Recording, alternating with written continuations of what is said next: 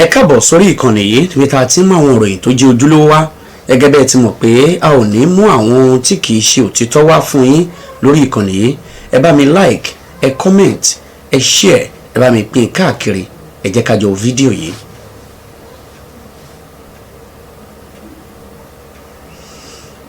So the president 300 million. Every school since after election, every school total, every health institution total, okay, range of 15 million between that. That's one. So in the area of health, before he became governor of Anambra State, about 12 or 13 health institutions were not accredited.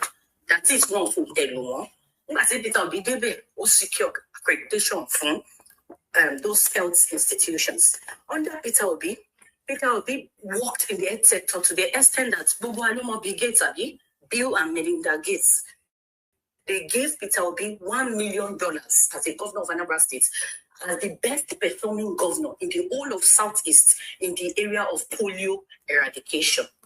Now, Peter Obi in the area of health, there was health insurance card. Even I think civil servants, it's more in hospital, don't for any bill. There is a certain amount that governments, Anambra State governments, cover. Meaning you will not cover all entirely. That's many of the health insurance card. Under Peter Obi, Anambra State became an oil-producing state. Peter Obi, in the area of sports, he built, I think, about 2 stadiums. There was one he built from the scratch, and he finished it. There was one he couldn't finish. Then under him, he partnered with Nwako Kano and one other person. I think it was Mary Oyali, of which they had Anambra sport clinic. Can you share sport clinic or sports clinic? Koloma pick and raw talents from the field. Nurture them, teach them about this sport and this thing. And some of those kids, they were able to send them to the national level. They represented, I think it was Scrabble or so, of which those skills still went abroad and they represented Nigeria, of which in the record, Nigeria has never even went top 5 before. But those kids came poured. They were kids from Anambra that was under Peter Obi's regime. Peter Obi in the health sector built a state teaching hospital called Ojuko Teaching Hospital from the scratch to the finish. The health, then, in health sector now, there is something called Arts Health Center. But the hospital here, one man share surgery arts. Peter Obi share oral health that dialysis machine, of which they perform heart surgery. What did he do? He went to partner with some doctors abroad, brought them, of which they perform heart surgeries. Now, when you talk about attraction of foreign investments, under Peter Obi, Sabmila, he partnered with Sabmila, he brought Sabmila to Anambra State. No, Sabmila is the second largest brewery company in the entire of the world. Number 2, he brought them. You know what that does?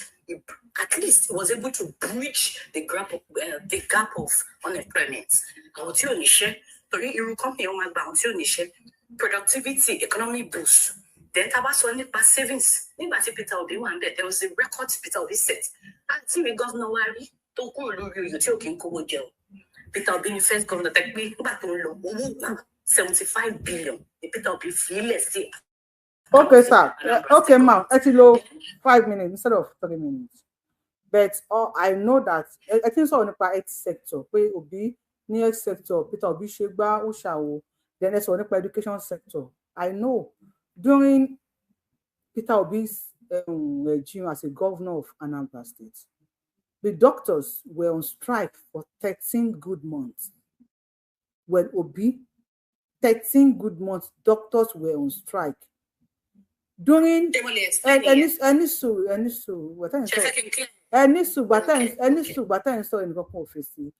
during Peter Obi's regime as a governor, Peter Obi wo ilé àwọn aráàlú ẹ̀ gan. They are complaining pé wọ́n wọlé wọn lẹ́kọ̀ọ́ nísìn. Number 3, when Peter Obi was the governor of Anambra State, Obi increase owó school fàyà. Ó increase owó school. Débi pé ó sọ wípé education is not for the poor people. My sister, you can Google search it, oh. Obi did that. Because for you, Obi ga, wípé Obi ó ti kíní kan health sector and education sector Obi failed woefully ó increase owó school pé àwọn ọmọ school owó school san when they went to him he said education is not for the poor. So sister me, if you are for Tinubu, and this will I think them about if you are for Tinubu, am I lying? I need to sister me, am I lying? Am I saying this to am I? Yes or no? Yes. See, my sister, yes or no? On they went this no. Got him being the Tinubu supporter never think so at it. And it is not an allegation. This is not an allegation. I am saying the fact. Let me respond. This is the fact, not an allegation. Allegation. I am saying this on live program. This is not an allegation. The doctors went on strike. Yes or no? Yes or no? Yes or I don't want an explanation. Yes or no? Okay. Next, hold on. We are coming back to you. Yes or no? Am I lying? Yes or no? Then am I explain? Okay.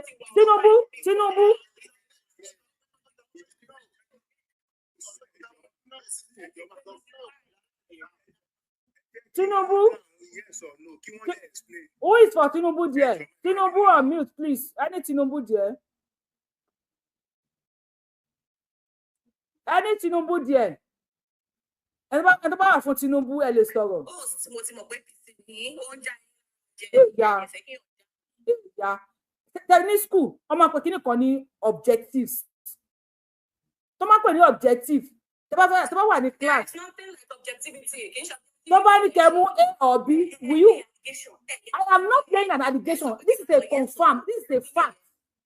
This is not an allegation. To make allegation, I will say,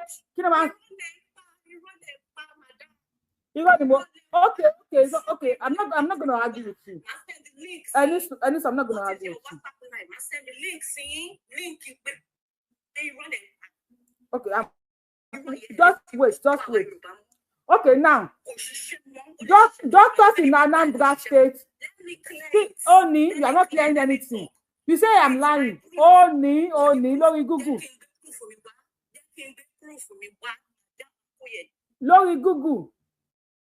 Doctors in Anambra State were on strike for 13 months. Doctors in Anambra were on strike for 13 months. Just go on Google and search. And I love you show. This is not an allegation.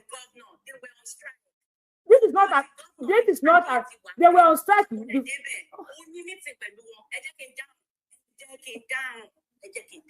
Before he was governor, there was a strike.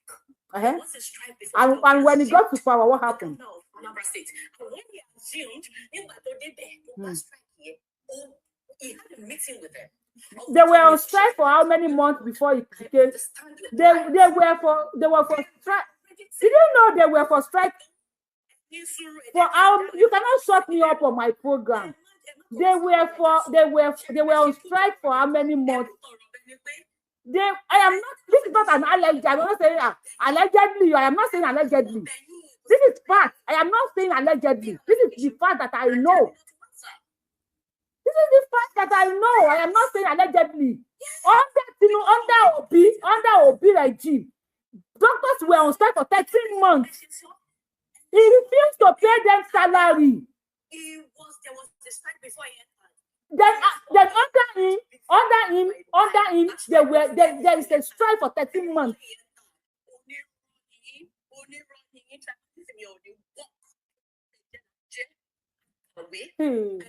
I know that shit. I know that shit.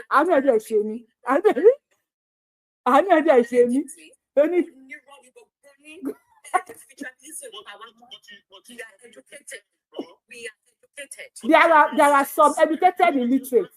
There are some educated illiterates. And when educated illiterates you are, Yes or no? Am I lying? Am I lying? Yes or no?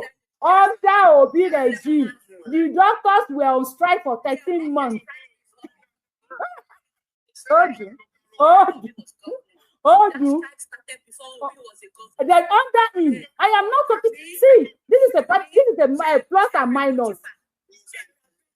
This is plus and minus. Nisuru.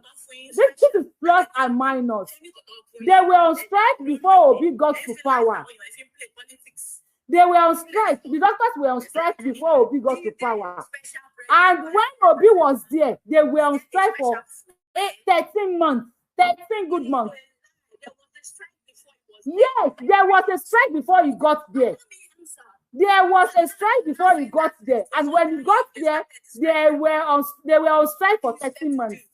Am I lying? Yes or no? Because when you were campaigning, educator sector, Obi, sector, Obi, I was just looking at you, smiling. Who will call me out? You see? No. I'm not saying le boo me. It shows the kind of mumu don't tell it. Obi as didn't as he is. Obi long baba dilawo. Obi long baba dilawo Tupac abi Two-Face. Obi long baba dilawo Two-Face. Obi long baba dilawo Two-Face. Obi what? Yes. You are free to campaign for Obi. You are free to campaign for Obi because only the dinner you follow the dinner. Only the dinner. This platform this platform don't worry. It's because you are new on this platform. That is why you don't know that this platform is not for any party. We drag Tinubu on this platform.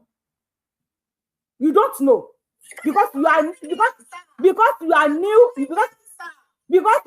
on this platform. That you came today. That's what Pari Yoruba. You were lying. Blah blah blah blah. Obi under sector. Obi.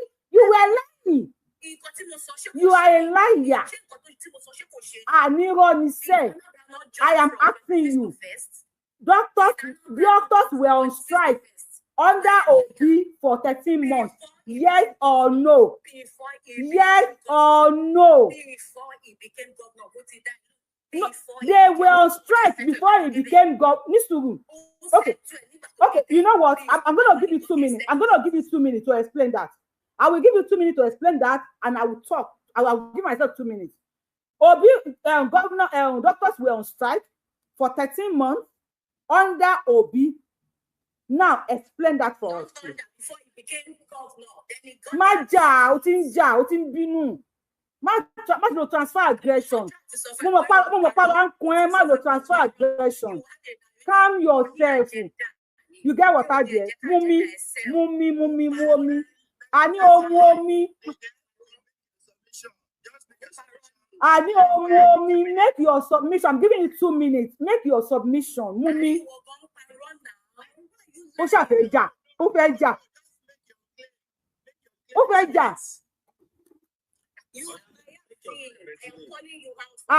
Àní kò sọ̀rọ̀ sọ.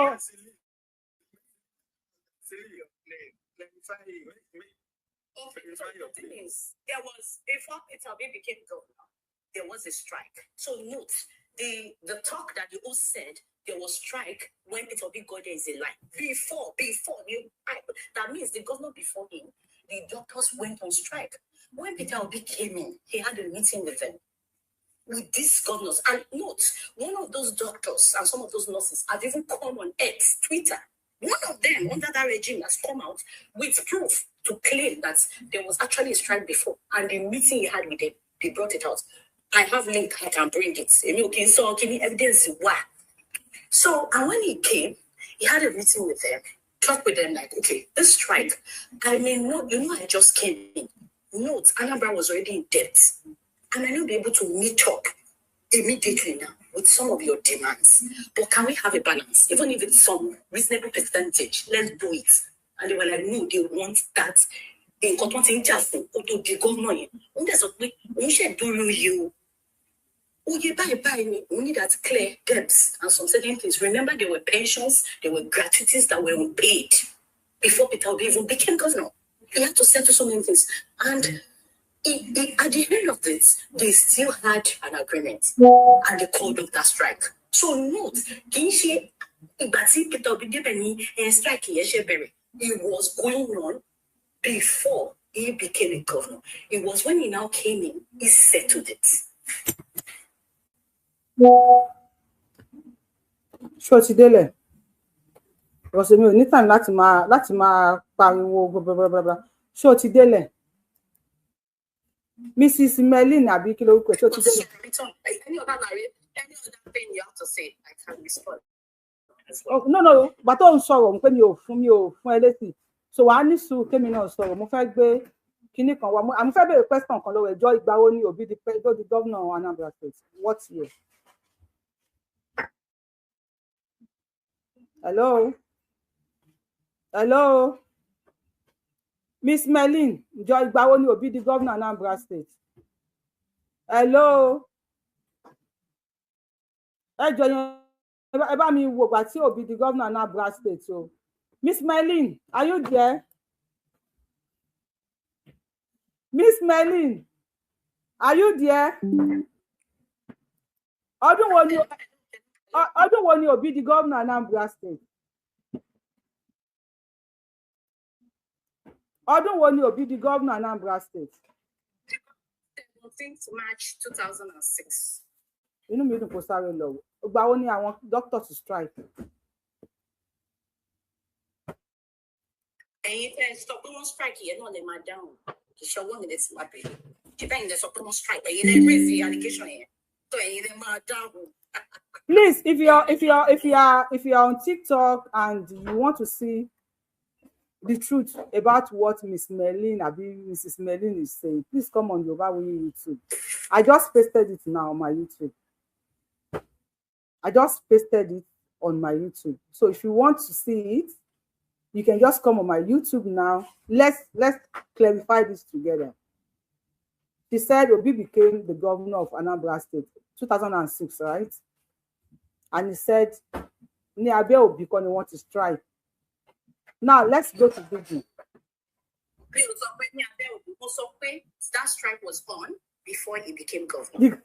Okay, I agree with you. That strike was on before Obi became the governor. Enjoy if you're on TikTok, if you're on YouTube.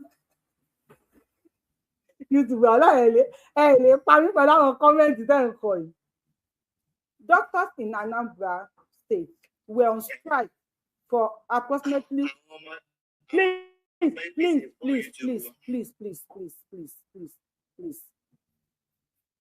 Doctors in Anambra State were on strike for approximately 13 months during Peter Obi's tenure as governor.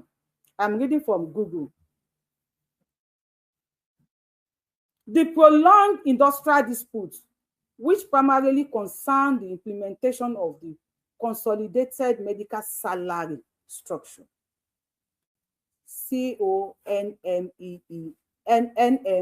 CONMESS, commenced, lasted from early 2010 until February 2012. Ìgbà wo ni Obi di governor of Anambra State? Peter Obi was the governor of Anambra State from March 2006 to March 2014. Was he impeached or not? Hello, when you were talking, I did not say anything. Please, madam, I will give you time to talk. Now, because you'll be new person for this platform, that is why we don't know that before you come on Yoruba platform to talk, you have to do your proper research. If you are here to defend Tinubu, I go give you waiting to break Tinubu leg. If you are here to defend Obi, even Tinubu boys self, when they came and I break Tinubu leg, they'll be like, mama, Mama, we are trying now. We are clinical. They will say something. But for you, they do educated illiterate. Me, I know go school. I know go English. No, illiterate. No English. Me, oh, not school. You said you are educated. You said you are educated. I said you are educated illiterate because I mean illiterate me. You now educated illiterate me. You now educated illiterate. But me now illiterate. No, I'm not an educated illiterate. Sorry, I'm not an educated illiterate. Now you said Obi that the strike commenced before Obi became the governor of Anambra State. And I asked you, when did Obi became the governor of Anambra State? You said 2016. Yes, we go to Google. Doctors in Anambra State were on strike for approximately 13 months. During Peter Obi's tenure as governor, the prolonged industrial disputes, which primarily concerned the implementation of the consolidated medical salary structure, Obi refused to pay salary for 13 months to the doctors in Anambra State. Now, lasted from early 2010 until February 2012. If you're on TikTok, go on YouTube, you will see it there. I pasted it there. Then when did Obi became the governor of Anambra State? Peter Obi was the governor of Anambra State from March 2006 to March 2014. Remember, the strike commenced from 2010 to 2012, almost 2 years. Now, Peter Obi was the governor of Anambra State from March 2006 to March 2014, serving before Willie Obiano, who succeeded him. You can learn more about this strike from the interview acknowledged by the former governor on the. You can go anywhere to learn more about it. So I hope you learned something that you cannot sell Obi for us on this platform. I hope you just learned something that you cannot sell Obi for us on this platform. Obi that is as wicked as I cannot even describe it, that refused to pay salary to the doctors. Why his children, his wife, his families were taking medical attention from abroad. As wicked as Obi is, that refused to pay doctors that's supposed to save lives, pay them salary. So many of the doctors in Anambra died of hunger. Many were evicted from their houses because they are not able. It was a reform. You don't lie to us here. You don't lie to us here. Obi that refused to pay the doctors that's supposed to be saving lives. Because he wants to lie to me, and I don't want him to lie. He knows me. That even Tinubu boys when they talk, I see because you are. I am giving you platform to express your lies about Obi, because I know I can't tell you. No, if you want to remove me, that's fine. No, I don't beg. No, I just want people to know that you. So any other platform that you go to. That's fine. See, I am not going to remove you quickly. Wake up, Africa. Wake up, Africa. Long time fan mini, and you know the procedure on this platform. It's a fan. It's fan the mini. Fan the mini. Wake up.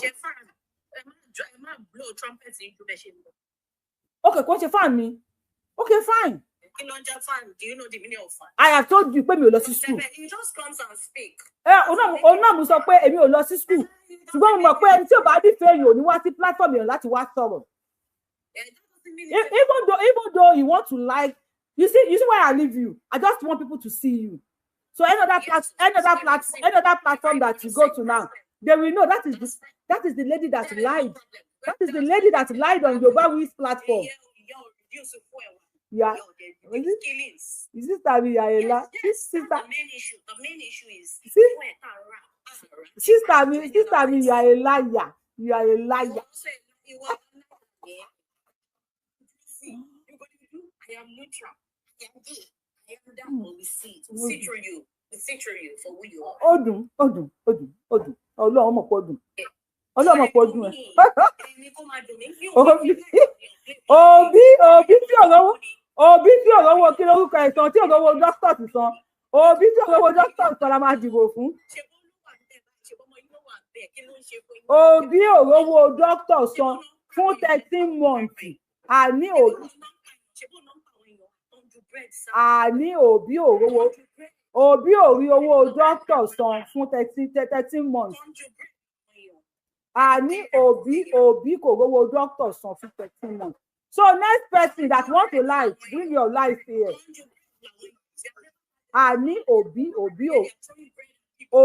rówó dókítà. Àní òbí ò rówó dókítà san. So let another person speak. Next person.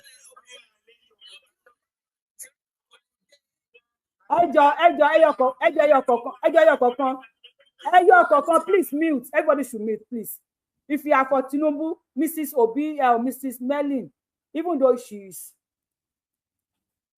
kò ní respect because tó bá wo bó ń ṣe ń sọ̀rọ̀.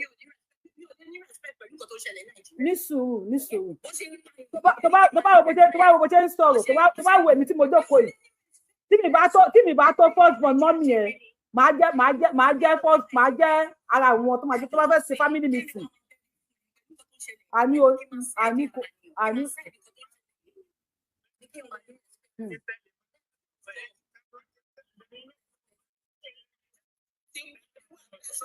Mo fẹ́ kó sunkún dáadáa ni. Ẹjọ́ àfi ń gba ẹjọ́ torí Ọlọ́run. Ẹni tó sọ̀rọ̀ yẹn. Tẹ́ bá mute àmà lè drop yín torí Ọlọ́run. Tẹ́yìn bá lè mute àmà lè drop yín. Ẹni sọ wípé ìgbà tí Buhari wà ń bẹ̀ ṣé wọn pààyàn yẹn lórí péjì yìí àwa ò kí ń support yẹn. So ìgbà tí Buhari wà ń bẹ̀ wọ́n ń pààyàn. So the continuation of èèyàn pípa must continue. Nígbà tí Tinubu débẹ̀. You don't accept. Hey, shit, get out here. Get the fuck out here. Get out. Rí ẹ ò pé ìwọ ọmọ ẹran játijàti. Òfin mi díwọ̀n ìyá ẹ̀ tó bí ẹ sílé ìwọ ẹranko. Lórí péjì yìí, kì í gbà kan sọ wípé ṣèbí wà tí Buhari wà ń bẹ̀ wọ́n ń pààyàn. Must the pípààyàn continue? Tinubu should find solution to it. Primary duty Tinubu ni. We should find solution to it. We should stop saying gbàtí kíní wà ń bẹ̀ wọ́n ń pààyàn gbàtí kíní kan wà ń bẹ̀ ṣèbí wọ́n jiyàn gbé. We should stop saying that. We should find solution to it. The pípààyàn must not continue. We will not allow that on this platform. But for Merlin, if you see a Merlin anywhere talking, call her a liar. Because when she came, also because Obi tó sọ pé ó ṣe medical clinic kan, doctors were on strike. And tẹ́ bá wò mí, ẹ lọ sí Google, ẹ lọ wò, Google is your friend. Doctors were on strike for 13 good months under Peter Obi. Obi ta nìyẹn, ẹ máa lọ síbòmí ìjàre. Pastor kí lórúkọ yóò dáàbò ìjàre. When Obi became governor in 2006, strike here commenced in 2010 to 2012. So Merlin is a liar, a typical liar. Anywhere tẹ́ bá ti rí, ẹ mọ̀ wípé olórí burúkú liar ni, ó pa irọ́ ju ọ̀fọ́n lọ. She was talking about education. Obi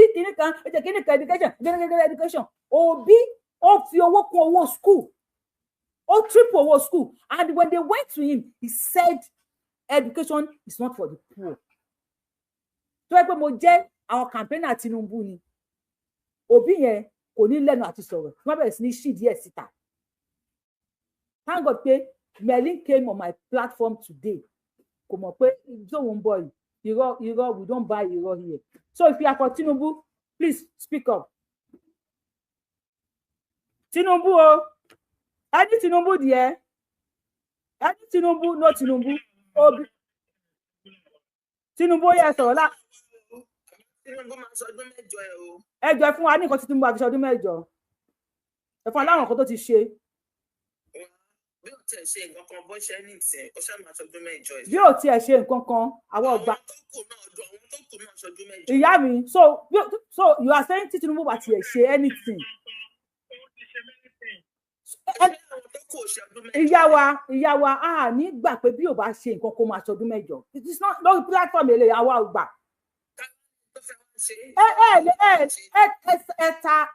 ẹta kí lórúkọ yìí fún wa là ń sọ ẹta candidate yìí fún wa Obi candidate ó ti wá ti bí ó ti pa irọ́ orí ibú rọ́ adẹja irọ́ yóò pa ìyẹn kọ́ là ń sọ Obi ti kata candidate fún wa adẹ ti pé irọ́ ló fẹ́ tà fún wa so ó ti jẹ gba ẹ̀yin tẹ́jẹ́ ti Tinubu ẹta Tinubu fún wa àwa bí à ń gbọ́ Amẹ́ríkà lèmi náà wà so ó yẹ ẹta Tinubu fún wa ẹta no àwọn ògbà yẹn lórí bí ẹ bá wa mute another Tinubu supporter.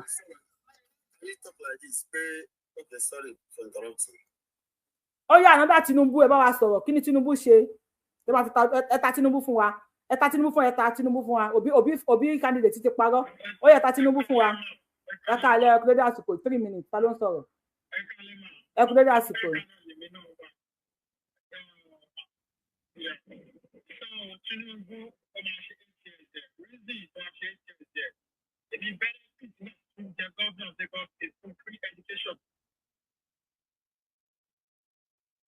à ń gbọ́ yín.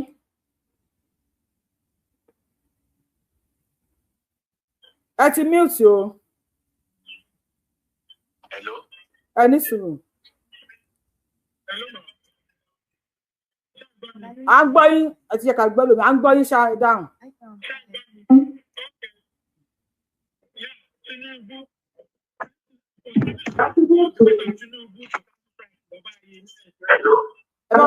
ẹ bá wa mute lórí TikTok ẹ ní sùúrù. fóònù ẹ bá wa mute lórí fóònù ẹ à ń gbọ́ yín lórí TikTok.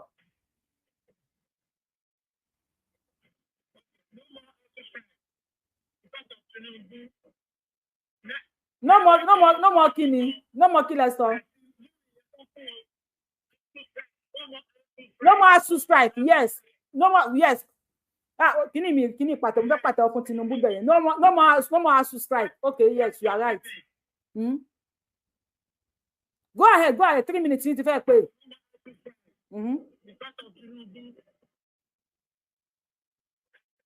Number 2, subsidy. Àwọn tó ń jówó epo wa. No more subsidy. That's gone. That's put up Nigeria. Nigeria has no subsidy more. Owó tó ṣe fún subsidy kò sówó tó ṣe fún subsidy. Subsidy ni owó tó ṣe já sí àti ṣe infrastructure ni àti bíìdì ọ̀nà. Àwọn ọ̀nà tí ọ̀nà láti jẹ ìyá ọ̀nà láti jẹ ìgbọ́sọ̀ láti sí ọ̀nà títí. Àwọn tó bá ṣe iná gbọ́dọ̀ lè drive láti gbé pàtàkì ṣe náà. Wọ́n lè build the school and lè kọ́lé tó bá ti good road, good infrastructure. So that's the only one tó bá ṣe ọ̀nà láti jẹ ní ọ̀nà láti jẹ okay. tó bá ti good road, kò sí kan tó lè kọ́ṣọ́. Okay, Obi supporter get ready in 1 minute. Yes. Obi supporter get ready in 1 minute. Ẹ bá gbọ́ sókè lórí fóònù. Time up. Ni bó ṣe ń pariwo kò fẹ́ kẹ́ ẹ sọ̀rọ̀. Irọ́ ìgbà ẹ̀yin ọmọ Odùduwà ẹ̀jẹ̀ aborí àwọn Fúlàní ká pín wọ́n ti tún bẹ̀rẹ̀ irọ́ wọn nìyẹn o. Ẹ má dá wọn lóhùn. Can you just mute yourself 3 minutes yìí ti pé àbí ká drop yín? Mute yourself sir. Bàbá mi ẹ gbọ́n sókè lórí fóònù.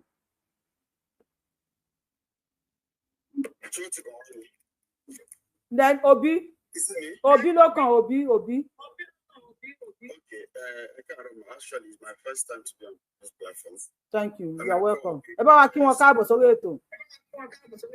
Ta ló ń gbọ́ wa nínú ilé yẹn? Ta ló ń gbọ́ wa nínú ilé? Can I continue? Okay, yeah, go ahead, please. 3 minutes. Start now.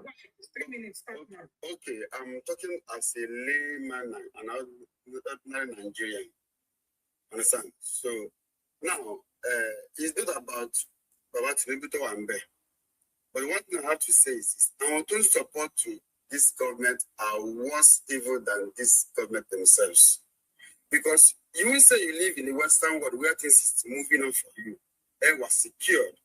Into the party, and you're supporting a government that you see that our people are being destroyed every day. ẹni kò kàn yín tí ẹ̀ mọ̀ tí gọ́ọ̀mẹ̀ntì ń ṣe bí wọ́n ṣàwà ń bẹ̀ ní kí àwọn èèyàn máa kú lọ. Has it affected any of your family? Tẹ́lẹ̀ là ń gbọ́ pé ó ń ṣẹlẹ̀ ní north, now ó ń ṣẹlẹ̀ ní south west, and you see same government will continue.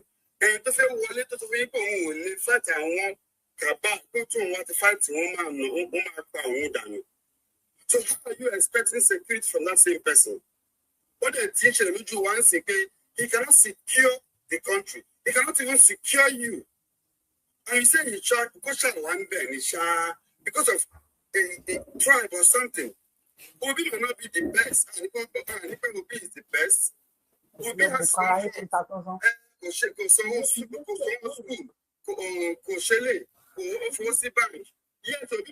be the best, but among the people contesting, all the fault we can accumulate to Obi, who is better than him.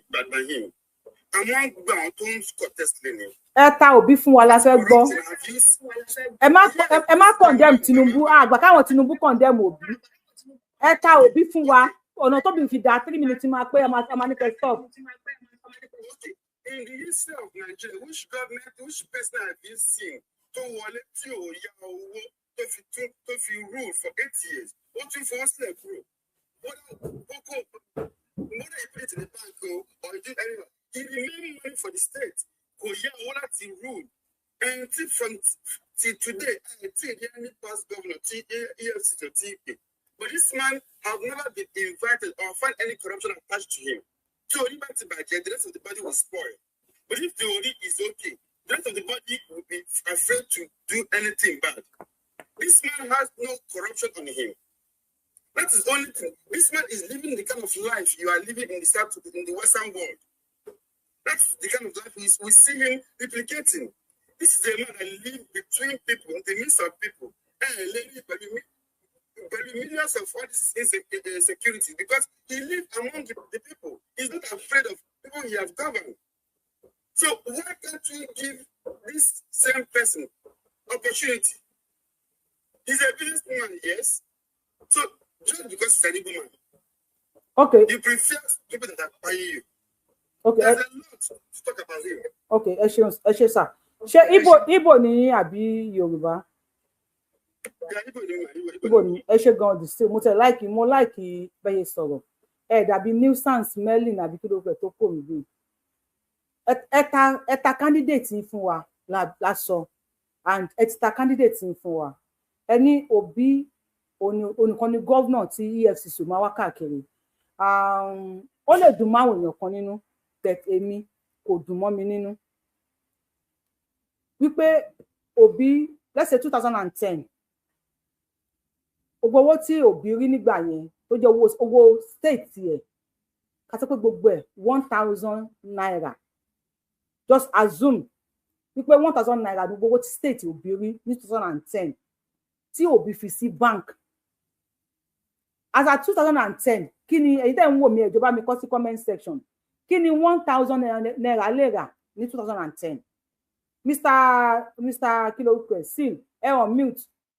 As at 2010, kí ni 1,000 naira lè rà sà?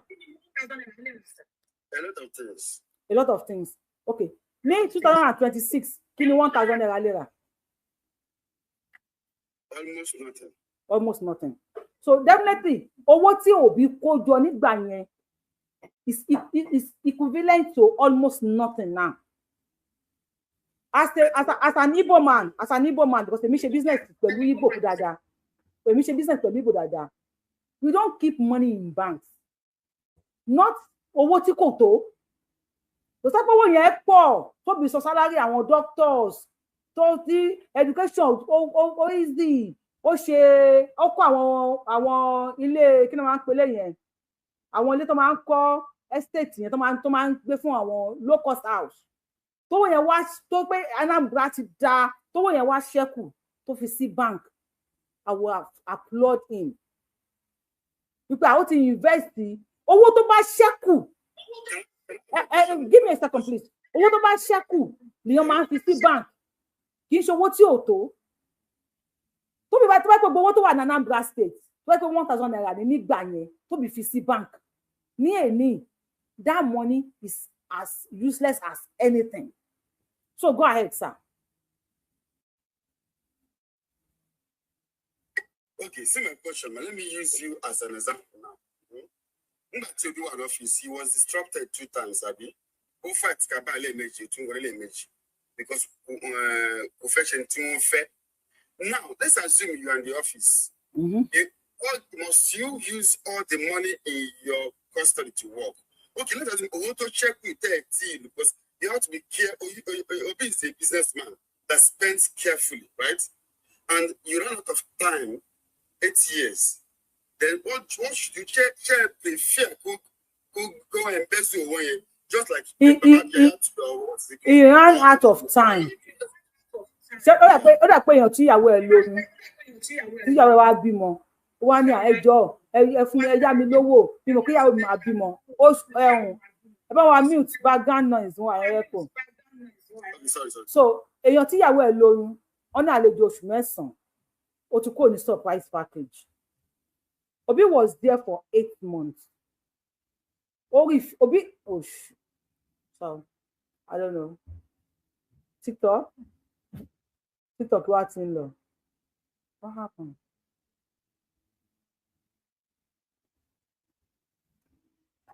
I don't know. I don't know. I'm going to TikTok. But I just buy.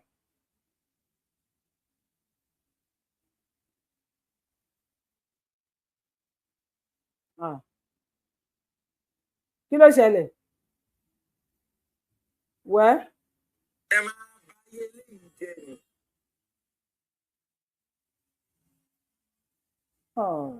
Láṣẹ mi. Ó dẹ̀ dùn mí. Ó dẹ̀ dùn mí.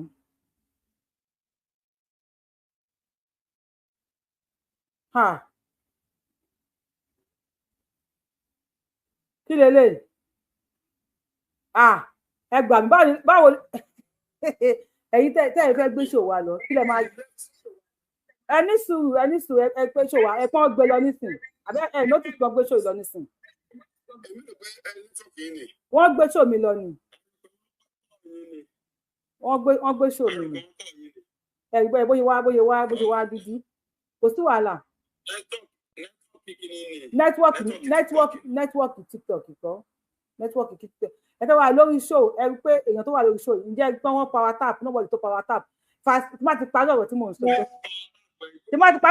sọ yìí mo máa stop show yìí because mi ní jẹ́ kí wọ́n bà page mi jẹ́ torí pé à ń sọ̀rọ̀ òbí or whatever so ẹni tó bá wà níbẹ̀ ẹ yá ẹ power tap mo máa fẹ́ end show because mi ní fẹ́ kàn bà show mi jẹ́.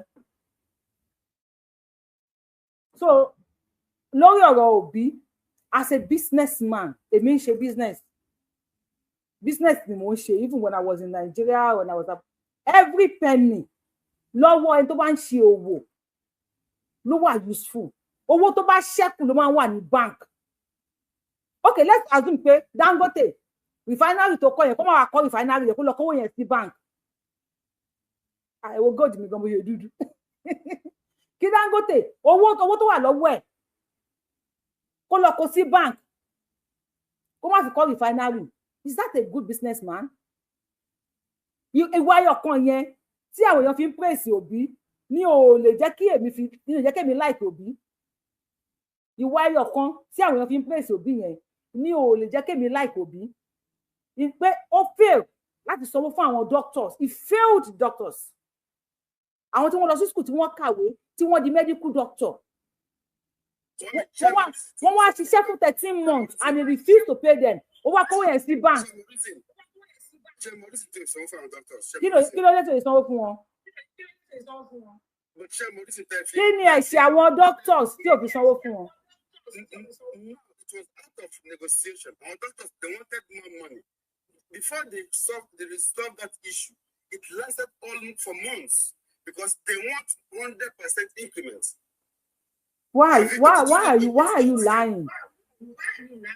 Emma Paro, please, the seal, please, Mr. The seal, please, you see, I am kneeling. Let me kneel down.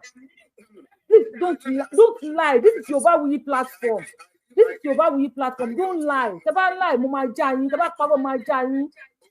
Tẹ́ bá parọ́, kò sanwó salary fún wọn ni, not about increment. Wọ́n jẹ wọ́n lówó ni. And he put that money in the bank. So àwọn doctors á lè fún àtàwọn ìyàwó àtàwọn ọmọ wọn. So Obi is worse than Boko Haram. Let me ask one thing. Obi ò sanwó fún àwọn doctors àgbà. Obi fowó sínú bank àgbà. Obi ò ìwọ̀n fún Obi ṣe o. Obi ṣe okay, yeah, we agree. Now, among the contestants presently, gbogbo ẹ̀jẹ̀ tí Obi ṣe yìí ń sìn, who among them is better than Obi with all this ẹ̀jẹ̀ tó ṣe ń sìn? I am not a politician. I don't have candidates. So today, out of today, I don't have candidates. Tomorrow, I might have candidates that I will campaign for. That's what I'm saying. Interject Obi, a campaign. Interject Tinubu, a campaign. Gbogbo ẹ̀jẹ̀ tí Obi ṣe ẹni kó ọ̀hún sí pẹ̀lú Obi sìn, who is still a political angel among the people that are coming out.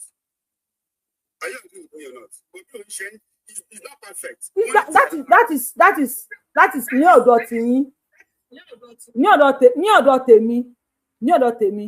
Obi worst ju Boko Haram lọ. You ask me why. You ask me why. Please, yes. Sherry, ilẹ̀ Yorùbá, because you are not a Yoruba man, only the Yoruba people will understand. Ilẹ̀ Yorùbá, wọ́n máa ń pa òwe kan pé ẹni tó bá fẹ́ pa ni, àkọ́kọ́ gba oúnjẹ lọ́wọ́ èèyàn náà. For medical doctors, ìyá mi tó di medical doctor lẹ́nu, ó ta ata, ó ta epo. You don't even know wípé ìyá mi ọkùnrin tí kò jẹ́ kó bá sùn, ó bá sùn. Nítorí pé ó fẹ́ sanwó school ọmọ. Yeah, tó bá ti jáde iléèwé, màmá má jèrè ọmọ, má jẹun ọmọ mi ń kàwé. Tó bá ti di doctor nsìn, màmá gbádùn. Ìyá mi ìyàwó kọ́múlé láńtà. Ó yáwó lápò, ó yáwó alájẹmásùn. Tó jẹ́ pé wọ́n lọ tì mọ́nú inú tambolo tó máa ń tì wọ́n mọ́ Nàìjíríà yẹn. Tambolo máa jẹ́ tó bẹ bá pé àmọ́ mi mo ti ń pè láti jẹrin. Nọ́mbà yín ò lọ abẹ́ ẹ̀gbẹ́ ní network ni. You know mo rate tí obìnrin máa ń go láti jẹ́ kí ọmọ wọn succeed in life. Ìyá mi ti jẹ̀yẹ oríṣiríṣi ọkùnrin tí ó pé kò fẹ́ yín, eléyín dípẹ̀tẹ̀, eléyín gòrò. Because she want to pay her children or her sons or her daughter's school fees. Ẹ bá wa mute no. Background yìí ló fún mi ní issue, I will have allowed you to talk. Background yìí tàn tún gbọ́rọ̀ mi. Ìyá mi ti go to or extend pé èyí kò ṣe sọ síta. Ọmọ yẹn wá kàwé, ọmọ yẹn wá jáde, wá di doctor. Ìyá wa ò pé mo ṣe oríire o, ẹlẹ́dàá mi, mo dúpẹ́ o. Ó lóun ti ríṣẹ́. Wá lọ síbi iṣẹ́, ìyá màmá lọ yá owó. Ìyá mi ní 200. Ọmọ mi fi gba salary, wọ́n ti gba salary. Ìyá di doctor, ẹ̀dẹ̀ máa wo obìnrin máa gara ni. Ìyá dọ́kì, èmi nìyẹn o, dọ́kì olóòye. Oṣù wa parí. Ìyá doctor tó ti jẹ gbèsè jọ, tó wò pé aṣọ ìyàwó ti tó fẹ́ bọ́ aṣọ wàhálà kalẹ̀. Wọ́n wá ní oṣù ti parí, salary dà, omi ò mú salary lọlé. Ó tún lọ ń yáwó mi, oṣù ti wọ mọ́tò oṣù kejì, oṣù kẹta for 13 good months. For 13 good months. Tó bá yẹ pé ẹ̀yin ìyá yẹn, how will you feel? Ẹ jẹ́ ká àwọn olóṣèlú Nàìjíríà, they are bed of one feather, they flock together. Ìkà ni wọ́n. Go ahead, please. Okay. Now, this condemnation you are placing Obi now, with what is happening now in Nigeria, which one is worse? Because one for a doctor, okay, but one time you're in someone you need to come in Nigeria. Àwọn doctor. I am not supporting pé wọ́n pa àwọn èèyàn. Àwọn Tinubu supporter no ma defend ibẹ̀ yẹn. Ìyẹn ò kàn mí. Wọ́n pa àwọn èèyàn which èmi ò ní faramọ́ kó máa pa àwọn èèyàn. Wọ́n jí àwọn ọmọ gbé, wọ́n bá àwọn ọmọ kékeré sùn, wọ́n kọ́ àwọn ní school, wọ́n traumatize wọn. Ìdààmú ń bá èèyàn, ìdààbò ó bá àwọn èèyàn. Ìlú doríkodò. Àgbákò ṣe àwọn èèyàn tó wà nínú òyìnbó lè wálé. That is the worst. Now you said wọ́n pa àwọn èèyàn, Obi náà pa àwọn èèyàn. Ẹni sùúrù, ẹni tó fi ọ̀bẹ pààyàn, ó pààyàn ni. Ẹni tó fi àdá pààyàn, ó pààyàn ni. Ẹni tó yìnbọn pààyàn, ó pààyàn ni. Àwọn doctors tẹ rí yẹn, ìyá ẹlòmíì ibi tó gbà lọ nìyẹn. Even doctors mi ibi tó nǹkan gbà lọ nìyẹn. Doctor mi ibi tó ti di drug addict yẹn tó bẹ̀ sí ní mùmùkùmù tó jẹ́ wípé tó lọ kà ní sùúrù padà waste mọ́ láyé ni. Doctor mi lára àwọn tí òbí ò sanwó fún ó gba Mediterranean ibẹ̀ ló kú sí. Ìmí ìgbà desert ibẹ̀ ló kú sí, apààyàn ní gbogbo wọn.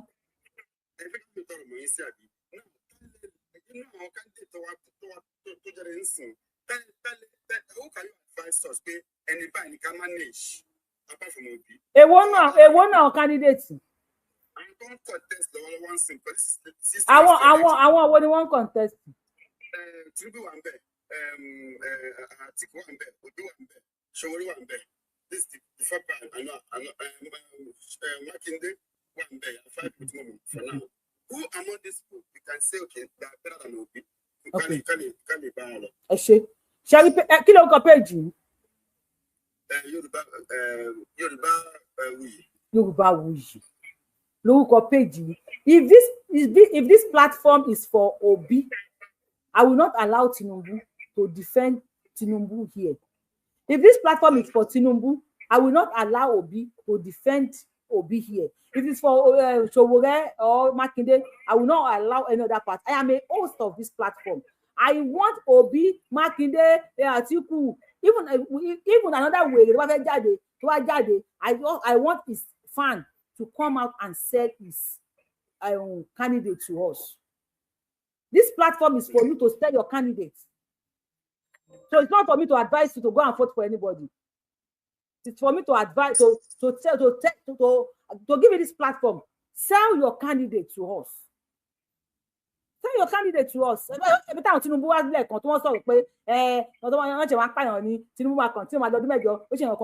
and I said, it is not allowed on this platform. The mafia, we will play a game for people. If we continue defending them, I can't feel àjẹrà wa ni wọ́n lè jí ọmọ Tinubu gbé. Wọ́n ò lè gbé ọmọ Peter Obi. In that regard, Tinubu is out of the point.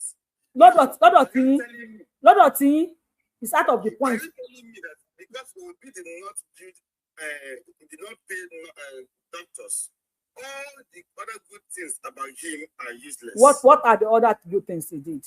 Sell him for us. Sell him to us. In the midst of Nigeria, Obi finished. He invited EFCC by himself to come. Obi put money in the bank and he refused to pay. Oh, you can't pay boy. Nigeria is not working. If Nigeria is working, go to your consultant doctors or Kolasi bank. I don't show that way.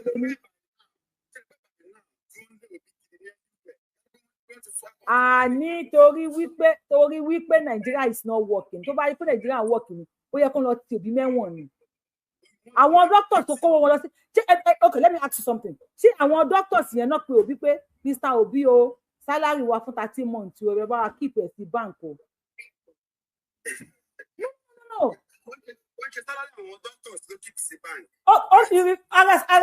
He refused. Àwọn tọ́nà máa yọwọ́ àwọn government workers kí ni Rufai sẹ́ni ó ní kó máa yọwọ́ tòun o.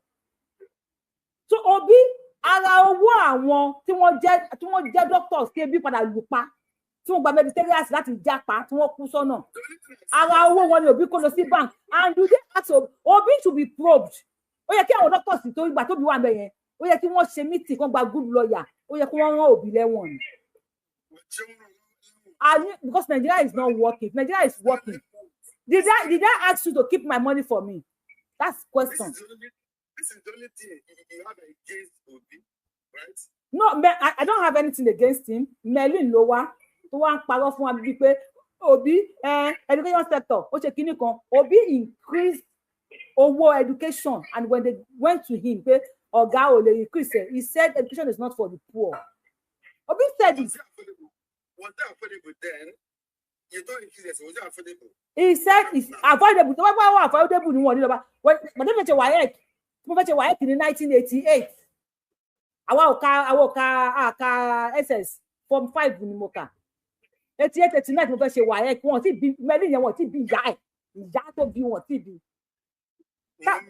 Ní sùúrù táwọn fẹ́ ṣe WAEC nígbà yẹn owó ta san ṣé 150 naira kan náà 120 naira lásán àwa ni first set tá sanwó WAEC first set tó sanwó WAEC ní south ní Lagos state ni mo bí other state o but àwa ni first set tá sanwó WAEC àwa la kọ́kọ́ kan ṣíà àti debt tó máa ń ṣí papọ̀ yẹn àwa la kọ́kọ́ kan àtọwọ́ báàjì àtọwọ́ gbà tó wà wo 150 naira 150 nígbà yẹn owó ńlá ni owó táwọn àwọn doctors yẹn tóbi kó pamọ́ nígbà yẹn tó bá kó fún wọn tówó yẹn rà nígbà yẹn kò lè rà nísìn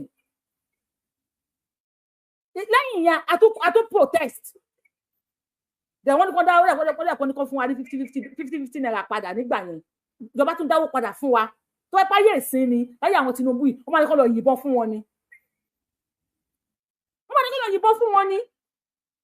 you guys are not telling these politicians the truth. You refuse to tell them the truth. Ìgbà yẹn ẹni tó bá ṣẹlẹ̀ bá àwọn ọmọ protest. Àwọn ọmọ protest nígbà yẹn.